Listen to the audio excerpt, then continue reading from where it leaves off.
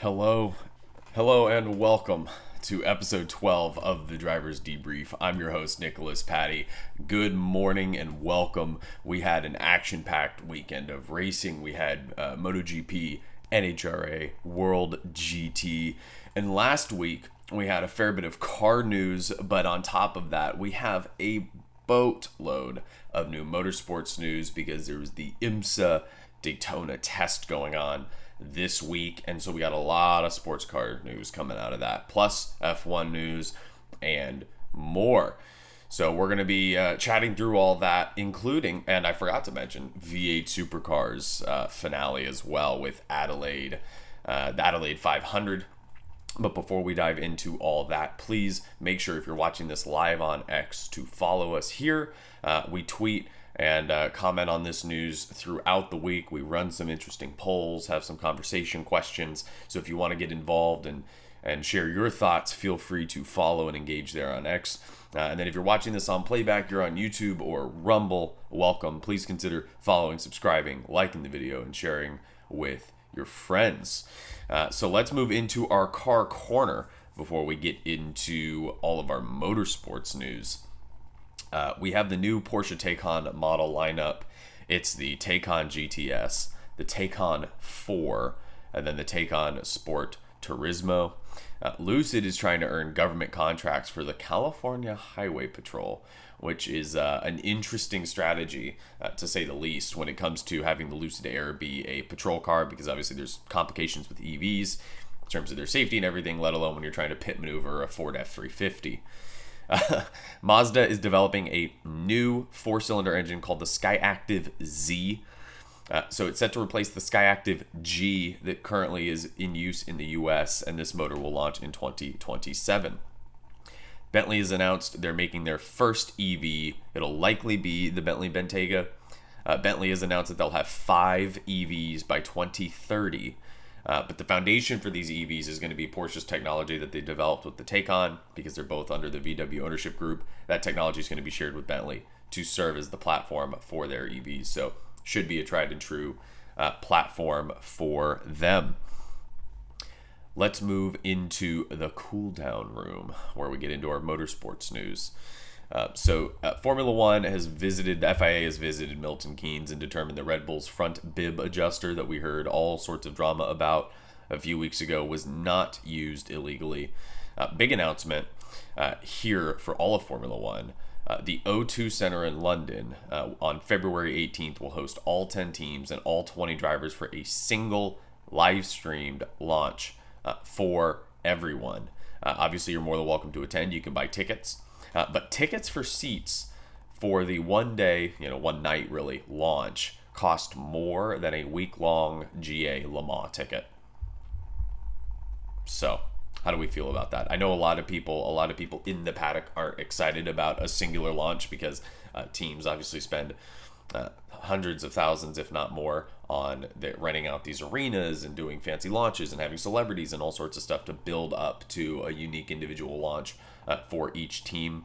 So let me know what you think. Is this going to be something that we find more enjoyable, or is this more Netflix dilution of Formula One?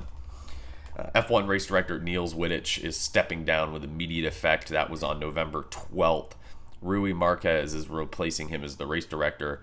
Rui currently serves as the F2 and F3 race director, so now he will be the F1 director as well.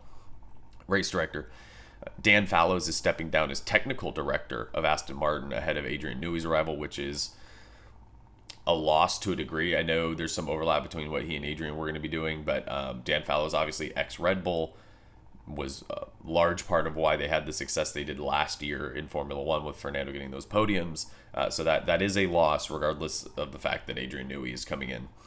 It's heavily rumored that Bottas could be Mercedes' reserve driver for 2026. And similar to that, Zhou Guanyu is heavily linked to a Ferrari reserve driver seat. So we could have the Kick-Sauber duo being reserve drivers for 2 of the top teams. It's confirmed that Alpine is moving to a Mercedes engine and gearbox for 2025 onward. Now this one hurts a little. So Lewis Hamilton is moving into Enzo Ferrari's home prior to his passing, obviously. And this was an honor that only Michael Schumacher got. The only person in the history of the team, of Ferrari, of Modena, to have ever lived in Enzo Ferrari's house, other than Enzo, was Michael Schumacher, and Lewis Hamilton is now moving in, which I think prior to him giving you any results is a little preemptive. Also, if I was Charles, I'd feel hard done by that. Okay, so that was it for all the F1 news in this week's Car Corner. But we're gonna move into IndyCar. AJ Foyt loses their technical director Michael Cannon as he decides to leave the team, which is a huge loss for them. He's one of the chief engineers helping them develop the car for the Indy 500, and so Santino Ferrucci's pace, in his own words, has a lot to do with Michael Cannon. Moving to NASCAR, Daniel Hemrick is leaving Kaulig Racing in both Xfinity and Cup Series. Front Row Motorsports at 2311 have kind of not won their lawsuit, but they've made progress. So they're both competing as open teams as opposed to a charter team, which I couldn't explain all the details to you, but basically they're making progress in their anti-charter, antitrust lawsuit against NASCAR. Carson Hocevar was named Rookie of the Year for the 2024 NASCAR Cup Series season. Moving into just a little bit of MotoGP news, Honda is no longer partnered with Repsol after this weekend's Barcelona Solidarity GP. After more than 20 years as the primary sponsor, another sponsorship that I grew up with, which is going to suck not to have those Repsol Hondas on the grid. We had Nicky Hayden, Valentino Rossi, Marc Marquez, obviously bringing those bikes to the front.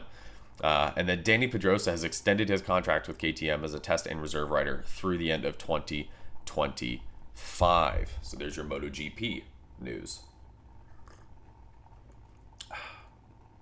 Oh yeah. So let's move on to our sports car news. So we have a lot of kind of small and medium level news. Obviously, this is after the testing that they were doing at Daytona this week.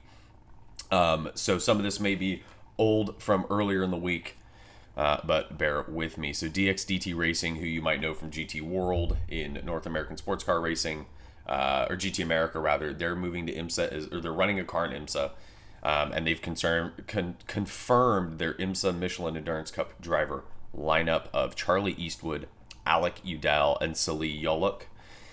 Felipe Drugovich is making his IMSA debut in the 2025 Rolex 24 of Daytona with Cadillac Whelen Racing, which I'm going to have to look up and come back to y'all with what the situation was, but I can't remember what happened to Action Express, because obviously that car was Action Express.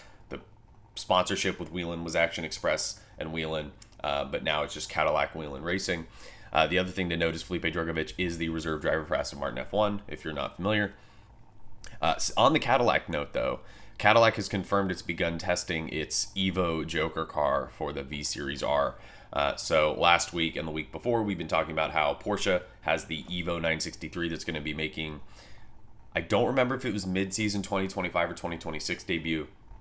And they were the first ones to come out with and announce that they were already had an Evo car in the works. So Cadillac is now following suit. Meyershank Racing returned to the IMSA paddock in this test after a year away. They were running IndyCar, but now they bought the Wayne Taylor Racing Acura GTP cars, and they're running those cars. So that there was an Acura run by Meyershank in 2023, and Wayne Taylor Racing had a car in 2023. Meyershank left for 2024. Wayne Taylor Racing bought that remaining Acura for 2024, ran two cars. Now this season they've sold both of them to Meyershank, and WTR is now back with Cadillac. So those Acuras are getting passed around pretty constantly around the IMSA paddock. But they're back. They're in Meyershank colors. Hopefully Meyershank doesn't cheat at Daytona again. I'm still salty about that, having made the trip to Daytona for the first GTP race to have Acura win by cheating. Okay, cool. The Lamborghini, big announcement for any Lambo fans. They've announced the new GT3 car is coming next year, and it will be a Tamario GT3 car. Obviously, the Huracan being phased out, no longer in the Lamborghini lineup. The Tamario is the replacement, so it makes sense that the GT3 car is going to be built on the Tamario platform. It'll be interesting to see how they homologate that for GT3 competition. Felipe Massa will return to the Rolex 24 at Daytona with Riley Motorsports in the LMP2 car. He obviously ran in the Rolex 24 last year. He's making a return, and he'll be in that Riley Motorsports car. I don't remember with what success he ran last year, but obviously that'd be an awesome success story. Felipe Massa could win Daytona in LMP2. Speaking of LMP2, this is probably the biggest single class news, I think, of IMSA, which is Pratt & Miller, known for their Corvette fame around the world, Daytona, Le Mans, Sebring, everything, is now entering an LMP2 car with Pietro Fittipaldi and James Rowe for IMSA in 2025. So I think, listen, LMP2 is very competitive, and obviously the cars are spec cars. However, a lot of what determines who's successful in LMP2 and who isn't is technical know-how when it comes to setup for the car, but also execution when it comes to strategy, pit stops, and otherwise. I just had a stroke there. And obviously Pratt & Miller brings a wealth of all of those categories, all of those skills to their LMP2 program. So I'm curious to see how much of that provides them an advantage, where it either offsets the amount of catching up they have to do, or giving them an advantage in the season where they can have some race wins or podiums or more. Let's do our last topic in Conversation Corner, which again, Conversation Corner is our kind of news bits as we go through very quickly. But WRC, World Rally Championship, a few years ago, adopted a hybrid power plant. And as part of that, they ran 23 and 24 with the hybrid power plant. Well, they've announced that they're ditching it for 2025 and onward. So hybrid power plant is gone for the World Rally Championship. And this leads me to my first conversation question of the episode. So if you are watching this live here on X, if you watch this back on YouTube and or Rumble, please comment. Let me know what your thoughts are on this. But is this indicative of a bigger trend? Obviously, World Rally Championship, very Eurocentric, very European. And that is to say that very progressive when it comes to EVs and hybrid power plants and all that sort of stuff.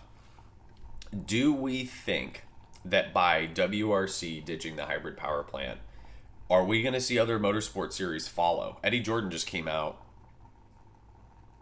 over the weekend, I think, in his podcast with David Coulthard, and was talking about how F1 really lost a step when it moved away from the V10s. Obviously, there's been outcry in F1 for a few years now from the fans wanting those V8s or the V10s back. Having seen races in the V8 era, it's hard to compare to what it is now, in person at least. But that is to say, do we think 2 or 3 years from now that F1 may revert back to a non-hybrid power plant? Obviously, we have top-level sports car racing with hybrid power plants going well. No one's really complaining about that. There's not really a need to. But it's interesting that the WRC is moving away from that, especially because if you think about the platforms of these rally cars, all-wheel drive, typically 4 or 6 cylinder motors, which for years now in the public sector and kind of the consumer cars has been a combination that's worked, right? You have your smaller displacement hybrid all-wheel drive platforms. It seems more in line with what WRC runs as opposed to Formula One or sports cars or otherwise. So let me know. I think it'll be interesting to see which direction the world motorsports goes. So that's our car corner. Let's move into some of our results from the weekend. So we had a lot of great racing this weekend, and let's start with MotoGP. I'm not going to dive into the sprint because we had a lot of racing to cover, but Pecco Bagnaia won the sprint, closed the gap down to 19 points from 21 points in the championship. He needed to win, and Jorge Martin finished, I believe, 8th or lower. It was 8th or 9th. So let's go through our results. We had Joao Mir in a DNF, which is, if you think about it, insane because he's DNF'd from 70% of the races this year. I don't care that he's a world champion. It's miserable. 22nd, Stefan Bradl. 21st, Alex Rins. 20th, Michele Pirro, filling in for Andrea Iannone, who's filling in for Fabio Di Giannantonio. 19th is Augusto Fernandez. 18th, Raul Fernandez. 17th is Taka Nakagami. In 16th is Luca Marini. In 15th, Maverick Vinales. In 14th, Johan Zarco. 13th, Jack Miller. 12th, Miguel Oliveira. 11th, Fabio Quartararo. 10th, Pedro Acosta. 9th, Marco Bezzecchi. 8th, Franco Morbidelli. 7th, after which started out as an amazing race but quickly turned sour, is Enea Bastianini. 6th, Brad Binder. 5th, Aleix Espargaro in his final race in MotoGP. 4th, Alex Marquez. 3rd, Jorge Martin, so not 8th or below. 2nd, Marc Marquez. And in first place, your two-time, at the time of the race, reigning world champion, Pecco Bagnaia. But it was not enough. Pecco ended up losing the championship to Jorge Martin, who becomes the first privateer MotoGP world champion since Valentino Rossi in 2001. So 23 years in the making.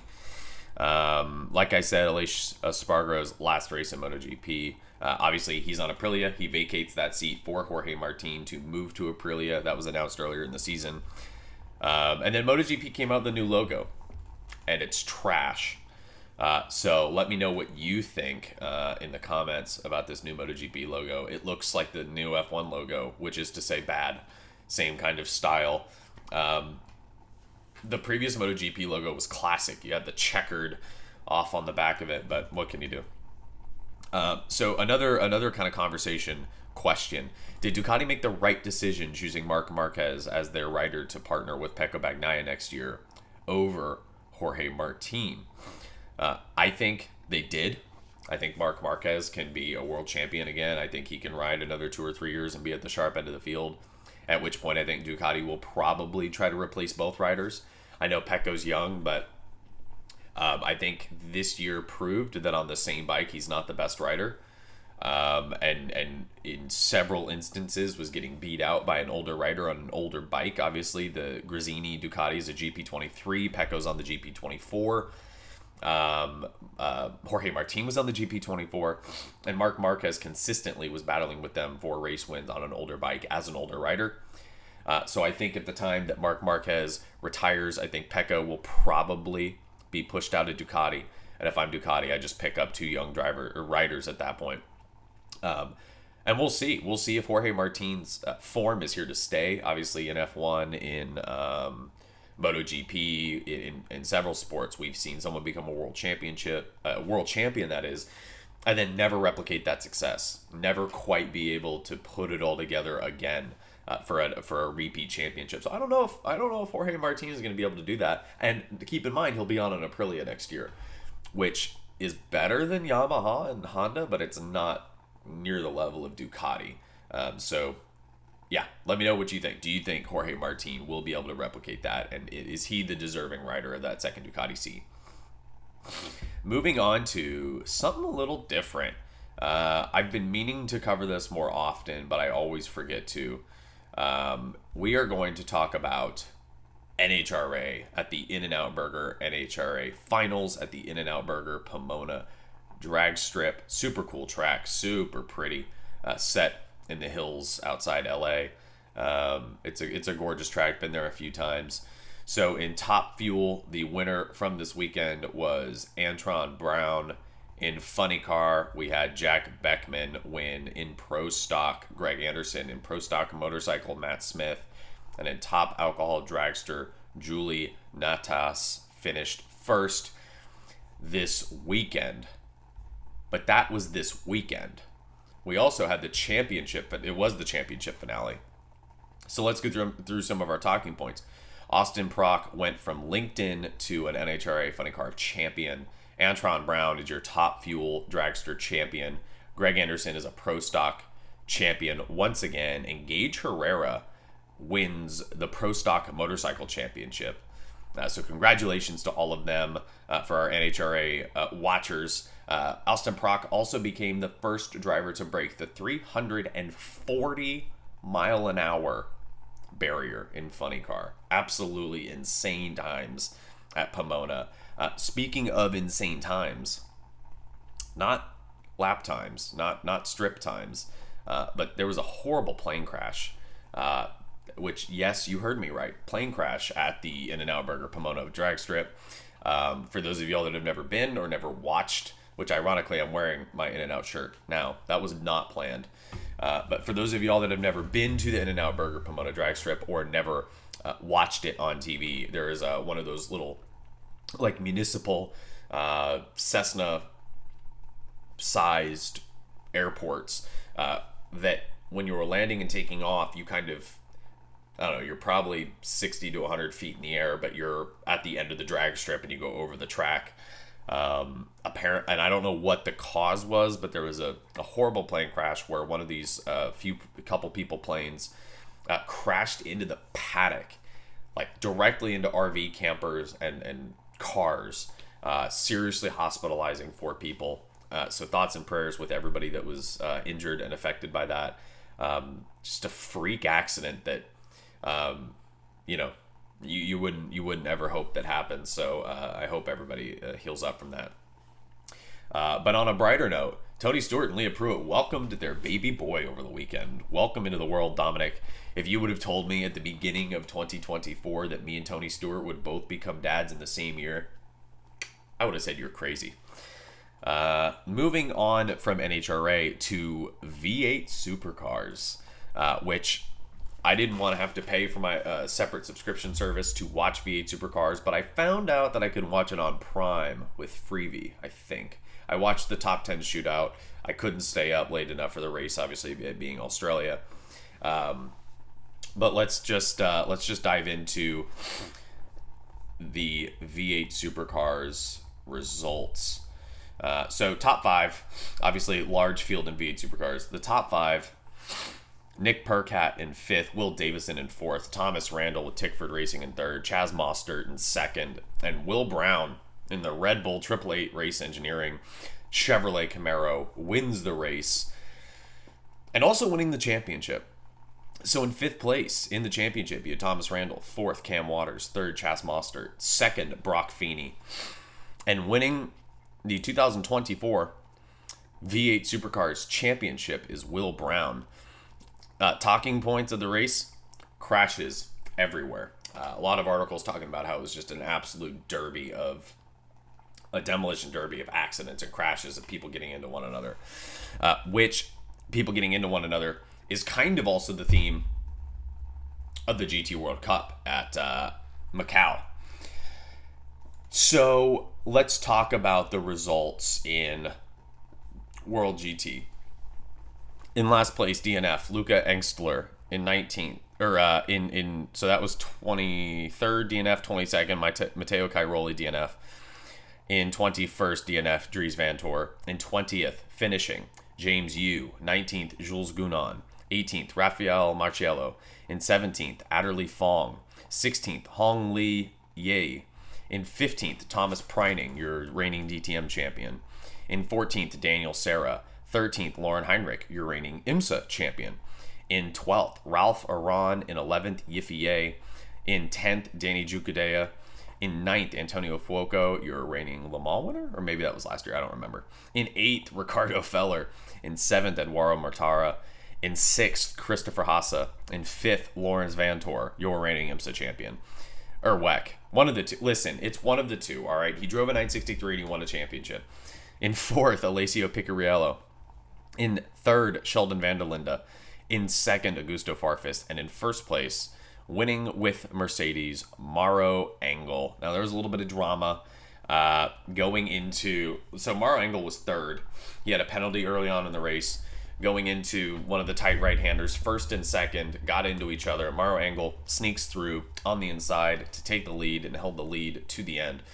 But the drama was between Vanthoor and another driver, and Lawrence Vanthoor was coming up to the rear of the car, or Dries Vanthoor was coming up to the rear of this Ferrari to make a move into the braking zone. The Ferrari moves under braking to the point where then Dries locks up, just gently love taps the rear of the Ferrari. They both go deep into the runoff because obviously Macau's a street circuit. Go deep into the runoff. Mauro Engel right through into the lead, and he wins the World GT race at Macau. Looking forward, I think we only have Formula One left, guys. I think that's all that's left in global motorsport. But obviously, we have the Rolex 24 at Daytona that is just in over a month's time, and then Sebring in February. Things are coming to a close in the sports car and open wheel world. But that all being said, we're going to be covering all the automotive news and off-season news when the racing stops. So don't think we're going anywhere. Driver's Debrief will be here every single Monday at 8 a.m. Central Time, 9 a.m. Eastern.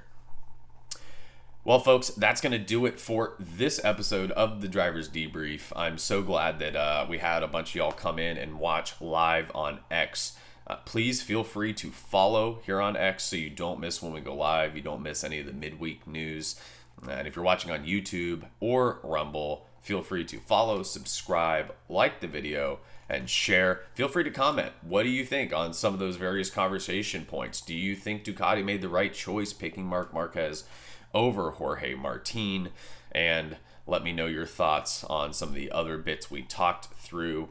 But this has been episode 12 of the Driver's Debrief. We'll see you next time.